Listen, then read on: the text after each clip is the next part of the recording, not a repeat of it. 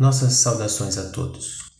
Estamos aqui em nome do Grupo Aulas da Vida e agradecemos a atenção de todos da TV SEAC em Bauru e da TV Chico Xavier em Campina Grande, na Paraíba. A todos a nossa gratidão. É sempre um prazer e uma alegria estar com vocês. Hoje estamos aqui com o propósito de estudo do tema a existência de Deus dentro dos 5 princípios que pautam a doutrina espírita. Isso sempre à luz do Evangelho de Jesus, com os esclarecimentos que nos são trazidos pela doutrina dos Espíritos. O Espiritismo, meus amigos, é uma proposta filosófica, embora tenha efeitos comportamentais, consequências comportamentais. Mas é, como pauta filosófica, uma maneira de pensar, uma maneira de ver o mundo, uma vez de analisar e compreender a realidade. Ver o mundo sobre a lente dos 5 princípios espíritas. O primeiro deles, que será tema do nosso estudo, é a existência de Deus. Deus é a inteligência suprema, a causa primária de todas as coisas. É bom saber que existe, então, um objetivo da vida, um sentido para a vida, que existe um sentido para todos os acontecimentos que nos permeiam. Citaremos ainda os outros princípios espíritas, porque a existência de Deus ela é envolvida e permeada e explicada também pelos demais princípios. O segundo princípio é o da imortalidade da alma. A alma que se mantém viva, mesmo após o desligamento do corpo físico. Citamos ainda o terceiro princípio, a comunicabilidade dos espíritos. É a inter-relação entre o plano físico e o plano espiritual, que se mantém com o espírito mesmo após o seu desencarne. O quarto princípio é a pluralidade das existências, que nos remete ao princípio da reencarnação, que imprime ao espírito a passagem temporária pela Terra. E, através dessas diversas passagens, ele coleta as suas tendências, as suas manias, os seus aperfeiçoamentos, os seus aprendizados, de maneira que é um acúmulo de todas essas existências, assim como a existência atual e as existências vindouras, que permearão as qualidades e a evolução do espírito. O quinto princípio é a pluralidade dos mundos habitados, que nos remete à evolução espiritual. Evolução do espírito que promove ainda a evolução do planeta, a evolução do plano material a que ele está vinculado. Para que tenhamos uma visão espírita, meus amigos, é necessário introjetar esses princípios em nossa vida, para que consigamos ver a vida com os olhos espíritas e sempre permeada pela fé raciocinada, a fé que é capaz de enfrentar a razão face a face em qualquer momento da humanidade. Esse conhecimento é essencial, meus amigos, porque se qualquer um deles não serve para nós, o Espiritismo em sua totalidade também não servirá. E você tem que ter a absoluta certeza, a certeza de que acredita no Espiritismo para que ele permeie a sua vida. Eu posso dizer, sou espírita, mas tenho atitudes católicas. Sou espírita, mas sinto como um protestante. Ou mais complicado ainda, sou espírita, mas me comporto como um ateu. Porque no fundo, se eu não acredito, eu não sinto. E se eu não sinto, eu não tenho convicção. E embora eu fale, mas não sinta, o que eu não sinto, eu não coloco em prática. Dentro dessa temática, vamos visualizar um exemplo. Ainda ouvimos uma frase que escapa no meio espírita: bandido bom é bandido morto. Mas como? Como eu posso acreditar na existência de Deus, na imortalidade da alma, na reencarnação, na evolução do espírito e ainda pensar assim? Não é possível.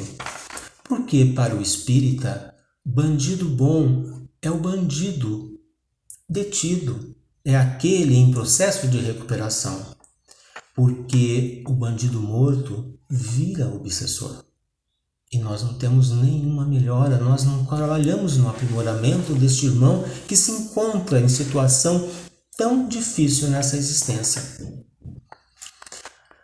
Vejamos ainda, destacamos que se você fosse a mãe dessa criatura, como você pensaria? Bandido bom é bandido morto? Outro exemplo que vamos citar aqui é que sou espírita, mas ainda divido o mundo entre forças do bem e forças do mal. É a luta entre o Deus e um demônio. Como se Deus não houvesse criado tudo. Como se não fosse soberano em suas criações, se houvesse errado, cometido pequenos deslizes em sua criação. Ora, amigos, se algum de nós tiver alguma sugestão, tiver identificado algum erro na criação, olha, podemos comunicar ao Criador. Ele, na certa, fará as adequações. O sentido do Espiritismo é a filosofia, né? Ela é uma doutrina filosófica e convidamos dentro desse aspecto a todos para pensar, concordar e não concordar, mas refletir sobre a existência de Deus. Quem acredita em Deus? Lançamos aqui a pergunta: quem acredita em Deus, levante a mão. Tenho certeza que a cada 10, 11 acreditam em Deus. Ou pelo menos declaram-se assim. Mas será que as minhas atitudes refletem e estão de acordo com a crença que eu declaro ter? Deus é a inteligência suprema, a causa primária de todas as coisas. Essa é a questão número 1 de O Livro dos Espíritos. E ainda há mais quando são citados os atributos de Deus. Deus é eterno, Deus é imutável, Deus é imaterial, único, onipotente, soberanamente justo e bom. Deus é o Criador de tudo, é onipotente, tudo pode, tudo sabe. Vamos ao mais difícil. Atentem para essa pergunta: Deus é bom ou ruim? Já no livro A Gênese encontramos essa colocação. Deus não pode ser ao mesmo tempo bom e ruim. Nós precisamos ter a vaga convicção. Para você, Deus é bom ou ruim? Deus é bom, mas não foi bom para mim. Assim diz aquela canção de Amigo é para essas coisas do MPB4 para os mais novos. E para você, Deus foi bom para você? Deus é bom? E diante dessa indagação, vamos colocar uma outra, complicando um pouco mais a situação. O mal existe? Para você, o que você acha? O mal existe? Mas como, Alcides? O mal existe. Olha as guerras, olha os assassinatos, olha os roubos, olha a fome, tanta carência. O mal existe. E para a análise desse tema, nós vamos fazer uso de um paradoxo. o paradoxo de Epicuro, né? Que é um dilema lógico utilizado aqui nas aulas de filosofia. Né? É um dilema lógico entre a existência de Deus e a existência do mal. Já que a existência do mal nega a existência de Deus. E começamos com a pergunta que já lançamos. O mal existe? E dentro desse paradoxo, sim, ele existe. Concordam? Ele existe. Segundo questionamento, se ele existe, Deus sabe que ele existe? Duas respostas possíveis. Não, Deus não sabe que o mal existe. Logo, então, Deus não sabe tudo. Deus não é onisciente. Não, sim, ele sabe. Deus sabe tudo. Então, mais um questionamento. Deus pode acabar com o mal? Resposta: não. Deus não pode acabar com o mal. Não? Então Deus não é onipotente. Ele não pode tudo? Ah, sim, Deus pode acabar com o mal. Mais um questionamento. Deus quer acabar com o mal? Não, Deus não quer acabar com o mal. Ué, então Deus não é bom. Nego os atributos de Deus. Não, Deus sim, Deus quer acabar com o mal. Então, por que o mal existe? Por que o mal não acaba? Ele talvez possa existir para testar os seus filhos, nós espíritos em desenvolvimento? Mas se Deus é todo-poderoso, ele já sabe o resultado. Ele é criador de todos nós. Ah, mas o mal existe devido ao nosso livre-arbítrio. Mais um questionamento apresentado no paradoxo. Deus podia ter criado o universo com o livre-arbítrio, mas sem o mal. Poderia? Não. Se não, Deus então não é onipotente. Assim, ele poderia. Não. Ele é bom. Esse paradoxo é um dos elementos justificativos do ateísmo. E nós observamos aqui que é friamente colocado, sem os demais atributos da doutrina espírita, que são a reencarnação, a evolução do espírito, a imortalidade da alma. Essas perguntas, elas nos remetem à descrença do Criador. Mas existe uma questão em O Livro dos Espíritos em que Kardec questiona se há necessidade do espírito permear o caminho do mal. E a resposta é demasiadamente interessante, porque os espíritos afirmam o mal não existe. Ué, o mal não existe? Talvez eu esteja enganado, mas estranho, o mal existe. Vamos ver o que os espíritos falam. O que nos parece mal é simplesmente a ignorância do bem. O que nos parece mal é a ignorância do bem. E para entendermos, tentarmos desenvolver essa ideia, vamos fazer uma analogia então. Uma criança de 2 anos adentra a sala.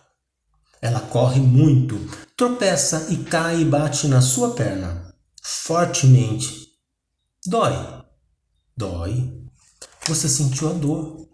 E aí, nós vamos castigar a criança? A criança é um ser maligno? Seria essa a interpretação correta?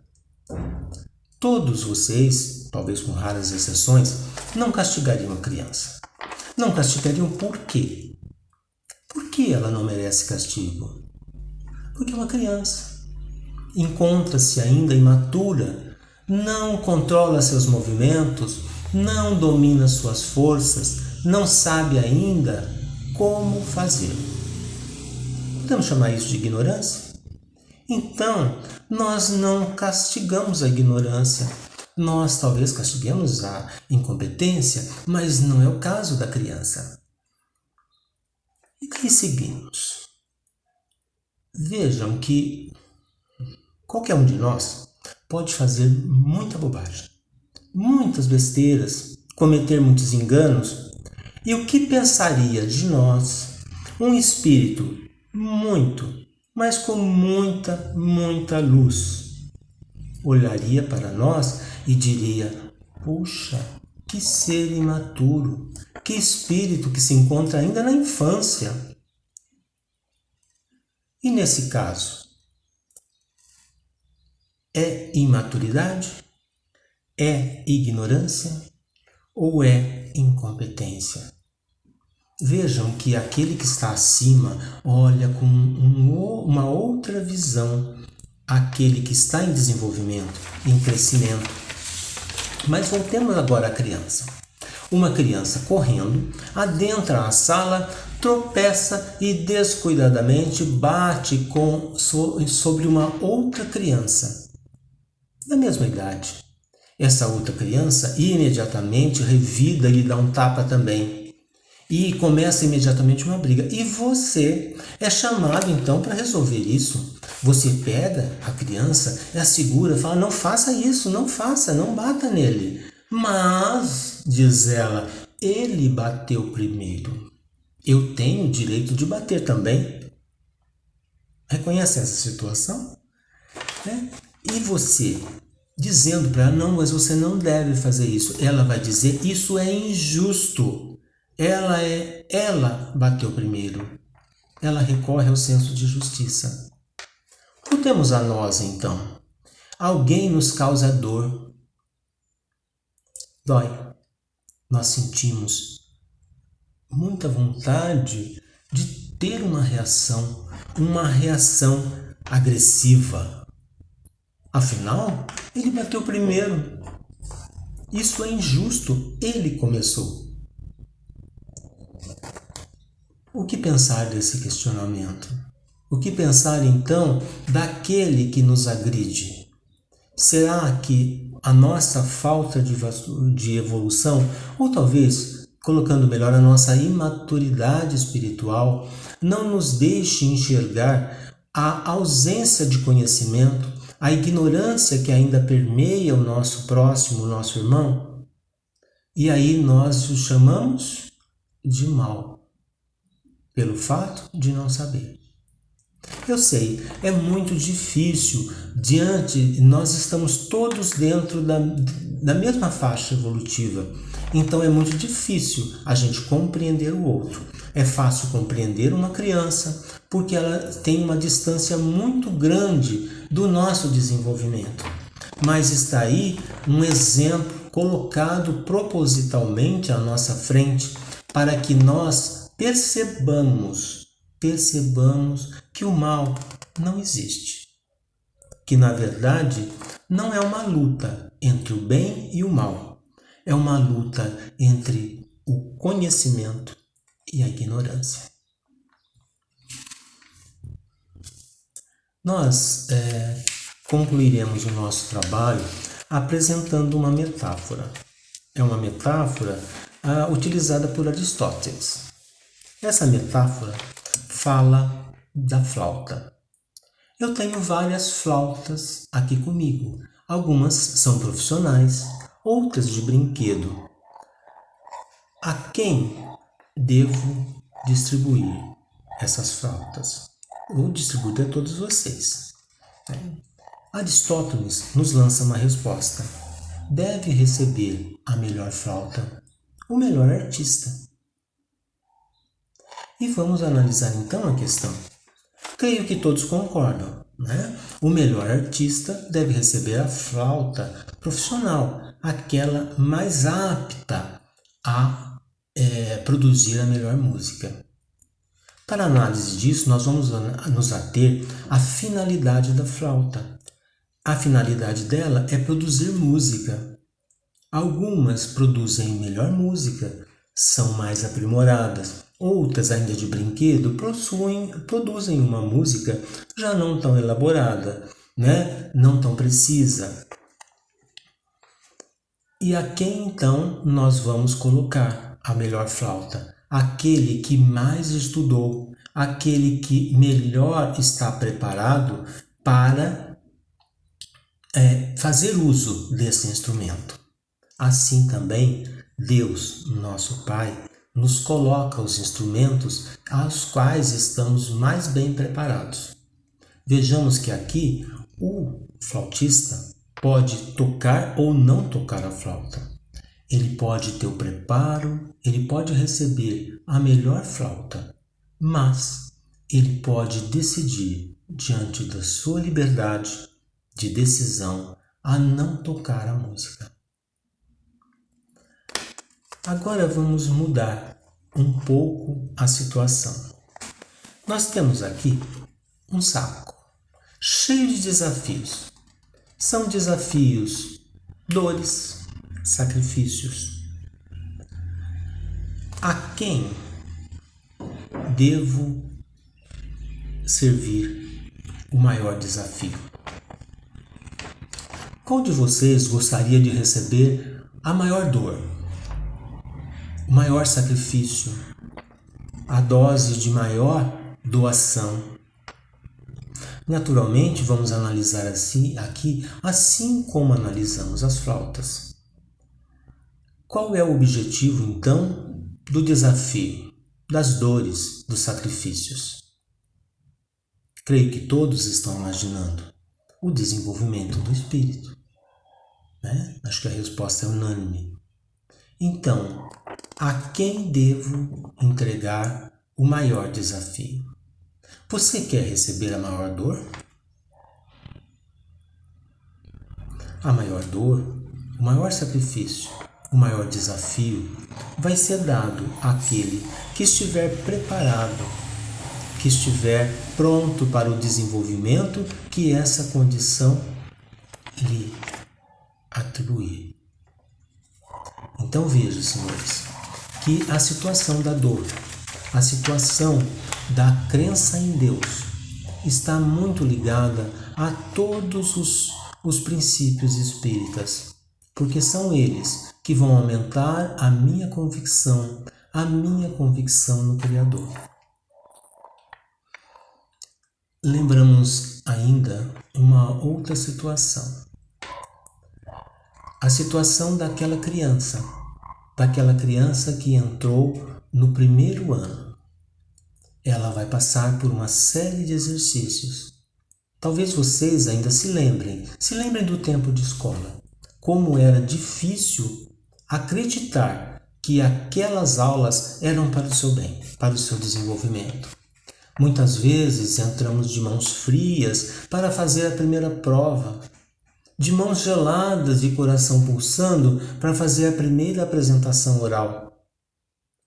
Todas nos deram uma certa dor e fizemos até alguns questionamentos. Será que nosso Pai quer o nosso bem nos colocando diante dessa situação? Vejam que é fácil entender que para a criança era um sofrimento ao qual ela negava. Mas para nós, pais, não era um sofrimento, era um desafio.